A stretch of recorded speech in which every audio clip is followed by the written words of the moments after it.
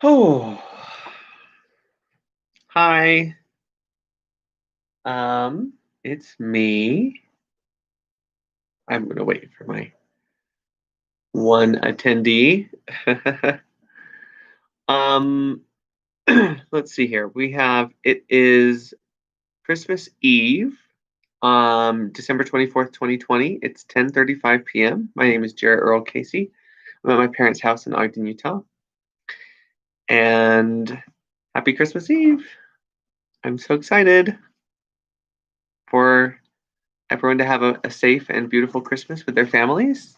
And if you're not with your family tomorrow, um, I pray that you have a safe and happy day in thought of your family, or if you can find your way to chosen family or friends, you know, um, that would be great. So um, I just wanted to let's see. I woke up today. I went to the trainer, and that was a pretty good workout. We did shoulders, like definitely my shoulders have been really weak.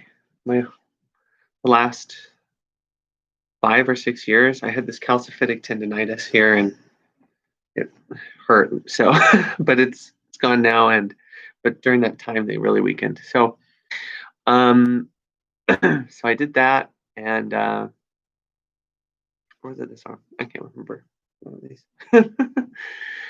So I went home and gosh, I don't even remember what I did at home. I just kind of walked around and talked to myself mostly. And then I went to work today. I worked a double. It was pretty slow at the restaurant. So um tried to do as best I could there. Uh it's a lot of it's kind of a messy restaurant, a messy team.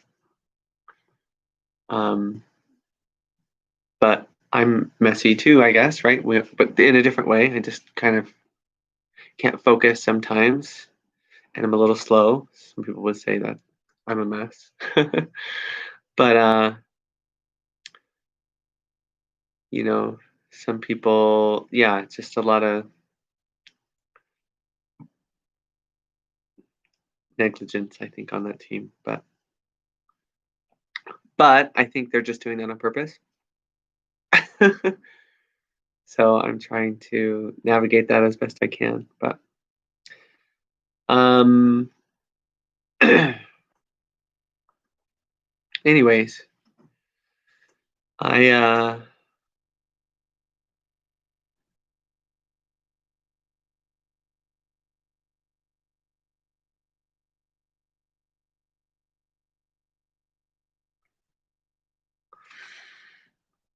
the it's interesting. The day started out really great at work, and then it kind of kept evolving, and all of my coworkers started getting worse, started getting really like loud and rowdy and inappropriate, and I had to say something a couple times to different people to pretty much ask them to stop, which was really frustrating because in one of those situations they tried to turn it around on me. I was like,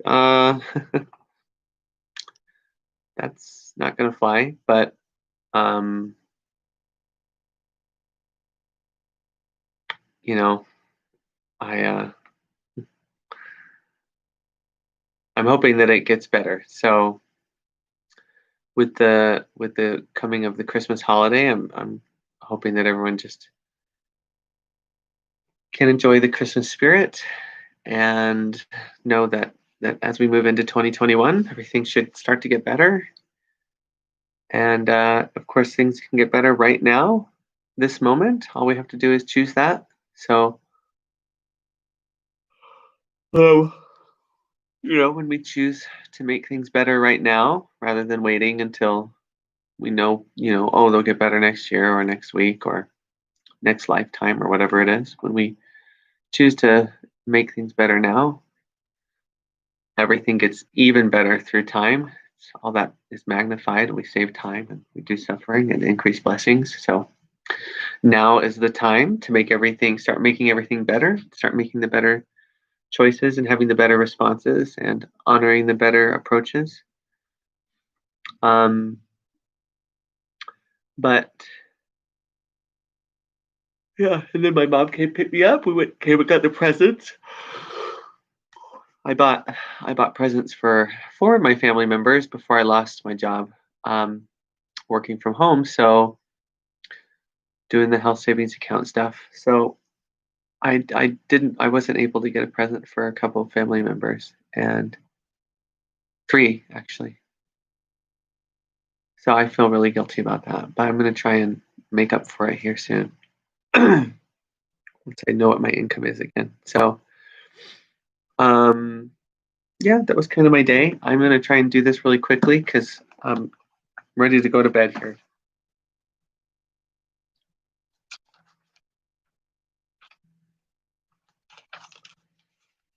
All right. This is chapter 12, the Holy Spirit's curriculum. Section 5, the sane curriculum. Only love is strong because it is undivided. The strong do not attack because they see no need to do so.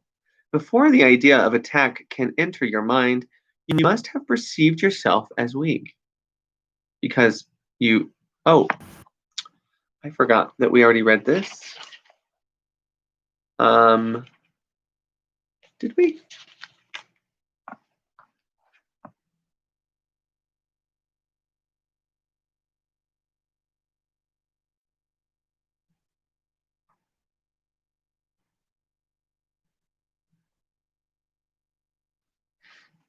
Wow, I feel like this one's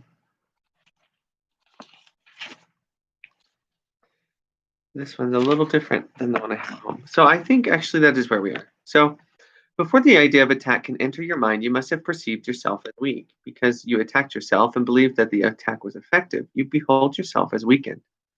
No longer perceiving yourself and your brothers as equal and regarding yourself as weaker, you try to equalize the situation you made. No, we have learned this, or we have read this.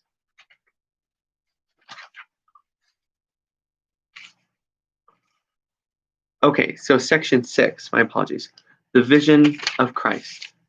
The ego is trying to teach you how to gain the whole world and lose your own soul. Oh, we read this too, didn't we? Sorry, I'm at my parents', so I have a new book. Not a new book, but it's a different one, so I don't move the. What is one cannot be perceived separate. It's I love separation, read solid. Okay. Looking within.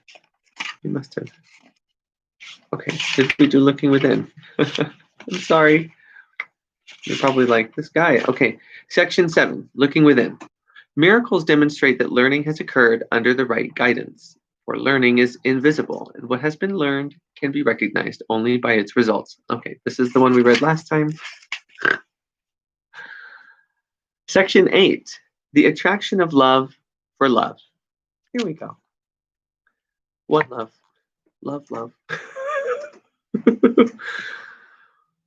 Do you really believe that you can kill the Son of God? The Father has hidden his Son safely within himself and kept him far away from your destructive thoughts. But you know neither the Father nor the Son because of them being your thoughts, your destructive thoughts. You attack the real world every day and every hour and every minute. And yet you are surprised that you cannot see it. For if love is sharing, how can you find it except through itself? Offer it, and it will come to you, because it is drawn to itself. But offer attack, and love will remain hidden, for it can live only in peace. God's Son is as safe as his Father. For the Son knows his Father's protection and cannot fear. His Father's love holds him in perfect peace, and needing nothing, he asks for nothing. Are you okay? Yet he is far from you whose self he is, for you chose to attack him, and he disappeared from your sight into his Father. He did not change, but you did. For a split mind and all its works were not created by the Father, and could not live in the knowledge of him. When you made visible what is not true, what is true became invisible to you. Yet it cannot be invisible in itself, for the Holy Spirit sees it with perfect clarity. It is invisible to you because you are looking at something else. Yet it is no more up to you to decide what is visible and what is invisible than it is up to you to decide what reality is. What can be seen is what the Holy Spirit sees. The definition of reality is God's, not yours. He created it, and He knows what it is. You who knew have forgotten, and unless He had given you a way to remember, you would have condemned yourself to oblivion.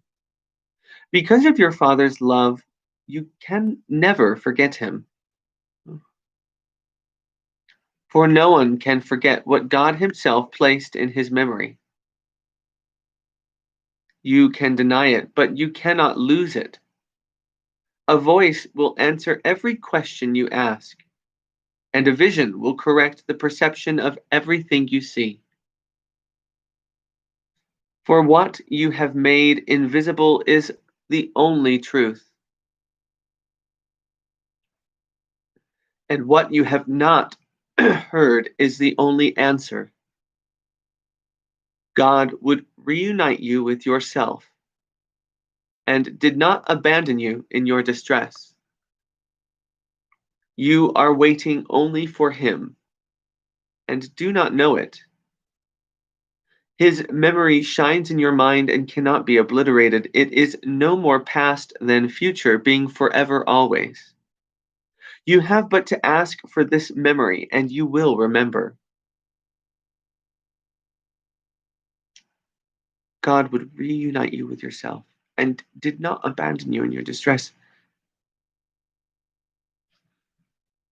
Oh, yet the memory of God cannot shine in a mind that has obliterated it and wants to keep it so. For the memory of God can dawn only in a mind that chooses to remember, and that has relinquished the insane desire to control reality. You, who cannot even control yourself, should hardly aspire to control the universe. But look upon what you have made of it, and rejoice that it is not so. Son of God, be content with nothing. What is not real cannot be seen and has no value. God could not offer His Son what has no value, nor could His Son receive it. Be not content with nothing. Be not content with nothing. Sorry. Son of God, be not content with nothing. Thank you. Okay. You were redeemed the instant you thought you had deserted Him. Everything you made has never been and is invisible because the Holy Spirit does not see it. Yet what He does see is yours to behold, and through His vision your perception is healed. You have made invisible the only truth that this world holds. Valuing nothing, you have sought nothing. By making nothing real to you, you have seen it, but it is not there. And Christ is invisible to you because of what you have made visible to yourself. Yet it does not matter how much distance you have tried to interpose between your awareness and truth. God's Son can be seen because His vision is shared. The Holy Spirit looks upon Him and sees nothing else in you. What is invisible to you is perfect in His sight and encompasses all of it. He has remembered you because He forgot not the Father. He forgot not the Father. You looked upon the unreal and found despair. Yet by seeking the unreal, what else could you find? The unreal world is a thing of despair, for it can never be. And you who share God's being with Him could never be content without reality. What God did not give you has no power over you, and the attraction of love for love remains irresistible. For it is the function of love to unite all things unto itself, and to hold all things together by extending its wholeness. I was just thinking about this. The real world was given you by God in loving exchange for the world you made and the world you see. Only take it from the hand of Christ and look upon it. Its reality will make everything else invisible, for beholding it is total perception. And as you look upon it, you will remember that it was always so. Nothingness will become invisible, for you will at last have seen truly. Redeemed perception is easily translated into knowledge, for only perception is capable of error, and perception has never been. Being corrected, it gives place to knowledge, which is forever the only reality. The atonement is but the way back to what was never lost. Your Father could not cease to love his Son.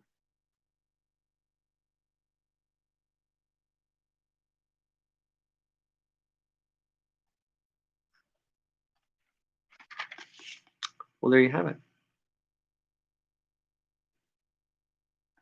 All love is called to itself. All love is called to itself, itself being love, and God is love. All love is called to God, to love. And he says here, Son of God, be not content with nothing, right? You are the real world. You belong in the real world. Your your home is in the real world, in true reality.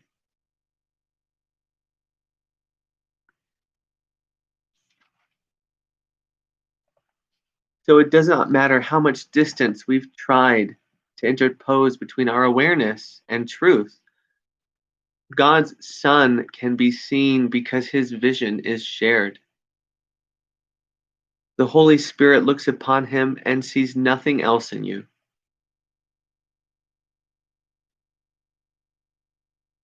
And it is the function of love to unite all things unto itself and to hold all things together by extending its wholeness. Your Father could not cease to love his Son.